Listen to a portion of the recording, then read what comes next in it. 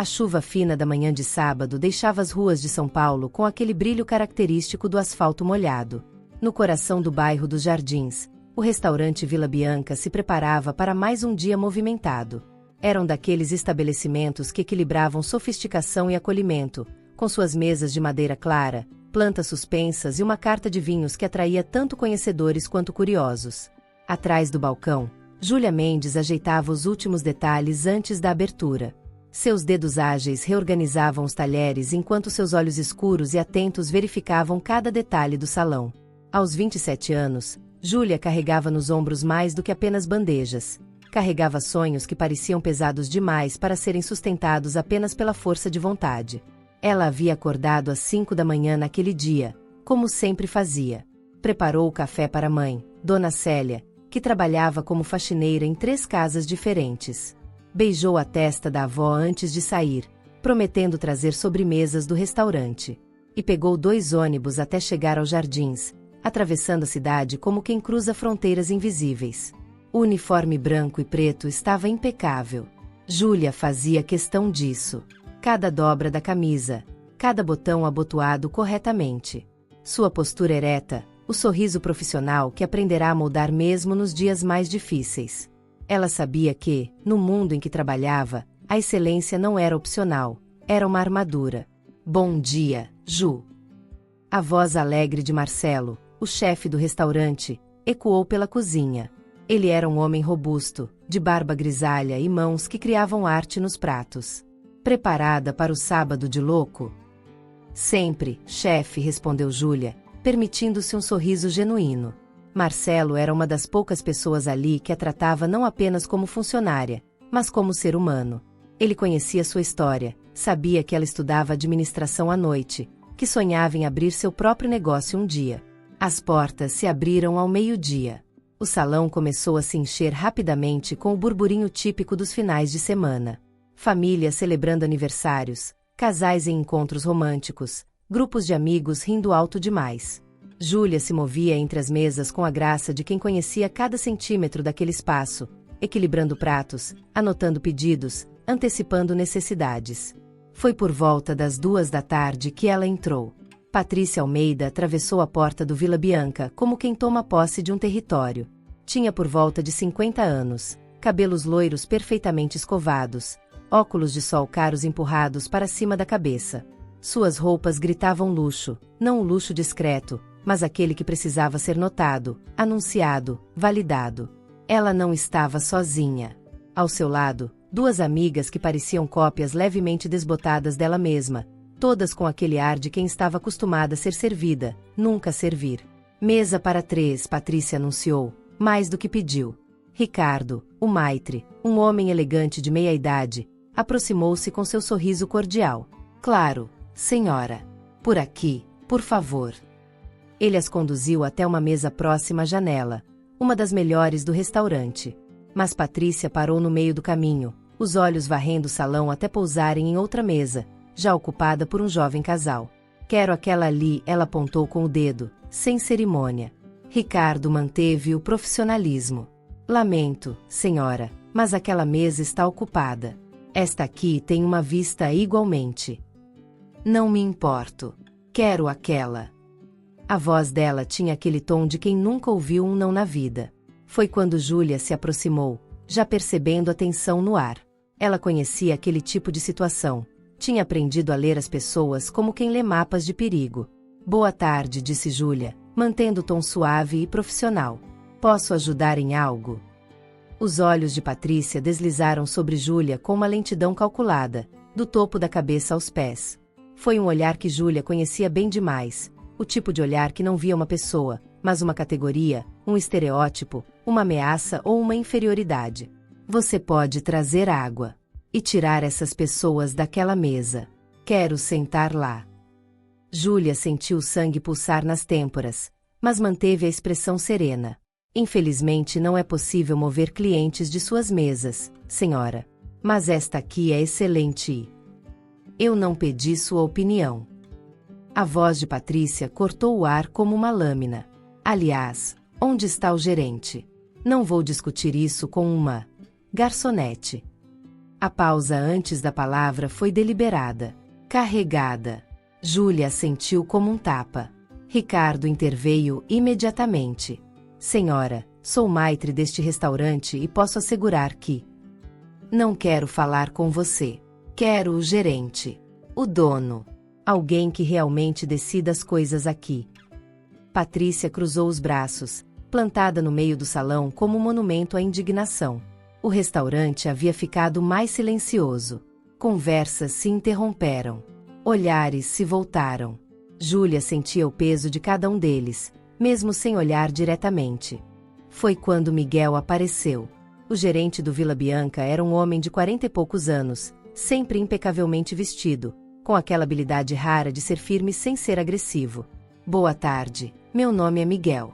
Sou o gerente. Como posso ajudá-la? Patrícia finalmente pareceu satisfeita por ter conseguido a atenção que julgava merecer. Quero aquela mesa. E quero ser atendida por alguém mais qualificado. Seu olhar deslizou brevemente para Júlia, e a palavra qualificado carregou um peso que nada tinha a ver com competência profissional. Miguel não perdeu a compostura. Júlia é uma das nossas melhores profissionais, senhora. E como meu colega já explicou, não podemos realocar clientes de suas mesas. Mas ficaremos felizes em...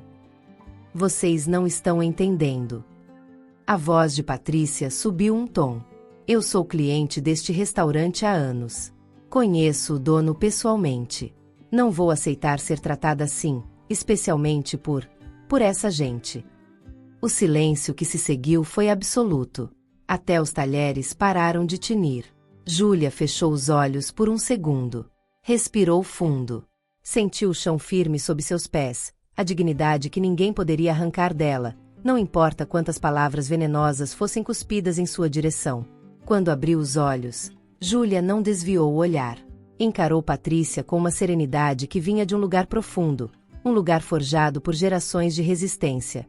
Com licença, disse Júlia, e se afastou. Não porque estava fugindo, mas porque sabia que aquela mulher não merecia mais um segundo de sua energia. Miguel, por sua vez, não tinha a intenção de deixar passar. Senhora, preciso pedir que... Você vai pedir o quê? Patrícia deu um passo à frente, o rosto vermelho. Vou ligar para o dono agora mesmo. Vou garantir que todos vocês sejam demitidos. Especialmente ela. Apontou para Júlia, que agora estava perto do balcão, as mãos tremendo levemente enquanto organizava guardanapos que não precisavam ser organizados. Uma das amigas de Patrícia puxou seu braço, claramente desconfortável. Pati, vamos embora. Tem outros restaurantes. Não. Eu não vou ser expulsa como se fosse uma criminosa. Ninguém está expulsando a senhora, disse Miguel, e sua voz tinha agora um fio de aço. Mas preciso informá-la de que, neste estabelecimento, não toleramos comportamentos discriminatórios ou desrespeitosos com nossa equipe. Discriminatório? Patrícia soltou uma risada estridente. Eu sou a vítima aqui.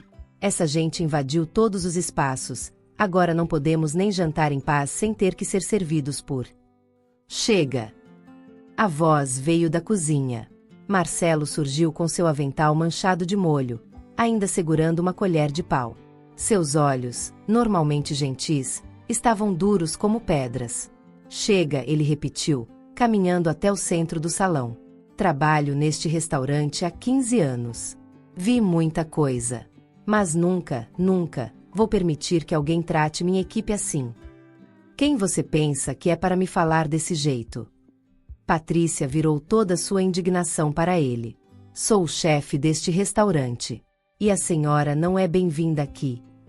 O restaurante inteiro parecia prender a respiração. Você não pode me expulsar. Posso sim. Miguel deu um passo à frente, ao lado de Marcelo. E estou fazendo isso agora. Por favor, retire-se. Por um momento, Patrícia pareceu genuinamente chocada. Como se fosse inconcebível que houvesse consequências para suas ações. Seu rosto passou por uma série de emoções, incredulidade, raiva, algo que quase parecia vergonha, antes de voltar à indignação. Vocês vão se arrepender disso. Vou processar. Vou acabar com este lugar. A porta é por ali, disse Marcelo, apontando. As amigas de Patrícia já estavam se afastando, claramente mortificadas. Uma delas murmurou um pedido de desculpas enquanto passava por Júlia, mas era uma desculpa vazia, covarde. Patrícia hesitou, percebendo que perderá completamente o controle da situação. Com um último olhar de ódio, virou-se e marchou em direção à saída, os saltos ecoando furiosamente no chão de madeira. Quando a porta se fechou atrás dela, o restaurante explodiu em aplausos. Júlia piscou, surpresa. Clientes batiam palmas, alguns de pé. O jovem casal da mesa disputada acenou para ela, sorrindo. Uma senhora de cabelos brancos, sentada próxima à janela, levantou sua taça de vinho em um brinde silencioso. Lágrimas quentes começaram a escorrer pelo rosto de Júlia, e desta vez ela não tentou escondê-las. Marcelo se aproximou e colocou uma mão firme em seu ombro. Você não merecia isso, ele disse baixinho. Ninguém merece. Eu sei, Júlia respondeu, a voz embargada. Mas ainda dói. Eu sei que dói. Mas você não está sozinha. E ela não estava. Ricardo trouxe-lhe um copo de água. Carolina, outra garçonete, abraçou-a apertado. Até clientes se aproximaram para oferecer palavras de apoio, para dizer que tinham presenciado uma injustiça e ficaram felizes que houvesse consequências. Miguel reuniu toda a equipe por um momento. Quero que todos saibam que este restaurante é um espaço de respeito. Sempre foi, sempre será. E qualquer pessoa, não importa quem seja, quanto dinheiro tenha, que desrespeitar nossa equipe, será convidada a se retirar. Sem exceções. O resto do dia passou em uma névoa estranha para Júlia. Ela continuou trabalhando, porque era isso que fazia, continuava, sempre. Mas havia algo diferente agora. Cada sorriso que recebia dos colegas, cada olhar de solidariedade dos clientes, cada pequeno gesto de apoio construía algo dentro dela. Não apagava a dor, mas a transformava em outra coisa. Em força. Em certeza. Quando o restaurante finalmente fechou, já era noite. Júlia estava guardando os últimos utensílios quando Miguel se aproximou. Pode vir ao meu escritório por um momento? O coração dela apertou. Por um instante, o medo antigo, aquele medo que vinha de saber que, não importa o que, ela sempre seria mais vulnerável. Mas o sorriso de Miguel era genuíno. Calma. São boas notícias. No pequeno escritório nos fundos, Miguel sentou-se atrás da mesa e fez um gesto para que Júlia se sentasse também. Júlia, trabalha conosco há quanto tempo? 3 anos, senhor. 3 anos de excelência, de dedicação, de dignidade. Ele fez uma pausa. E eu sei que você estuda administração à noite. Júlia assentiu, sem saber onde aquilo ia dar. Estamos abrindo uma segunda unidade do Vila Bianca, no centro da cidade. E precisamos de alguém para gerenciar a operação do salão.